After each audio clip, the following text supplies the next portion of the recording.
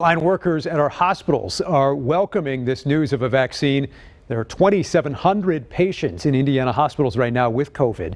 New tonight, the Indiana Hospital Association worries the healthcare system could be nearing a breaking point. Fox 59's Kelly Rinke shows us how patient overload and staffing shortages have gotten us to this point. We are able to manage it much better than we were in the spring. The problem now is just the numbers. The change in seasons is presenting a new challenge for Indiana hospitals. Fast forward to today, and the supplies of PPE, the ventilators are there.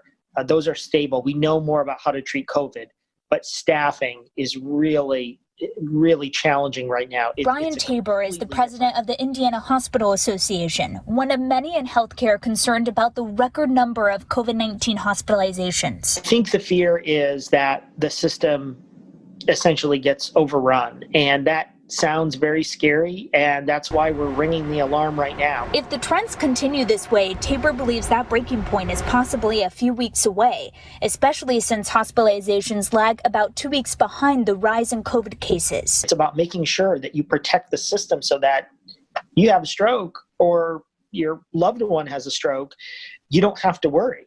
You know that they're going to immediately be seen and get the best care. Hospitals are losing staff to quarantine or even retirement. The staff are just tired.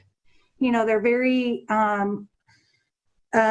would say almost to the point where they feel a little bit defeated, right? The biggest concern at Schneck Medical Center in Seymour is making sure patients are cared for. Anytime we don't have the appropriate staff or the appropriate number of beds, then we may not be able to keep our patients. That is why our frontline workers are begging you to follow the guidance. Or whether that's down in Kentucky or up in Michigan or Illinois or Ohio, they're all busy too. So there aren't troops that we can kind of call in to staff up the hospitals. In Indianapolis, I'm Kelly Rinke, Fox 59 News. Now, Indiana has established a healthcare reserve workforce. Those volunteers will provide additional support to both hospitals and long-term care facilities.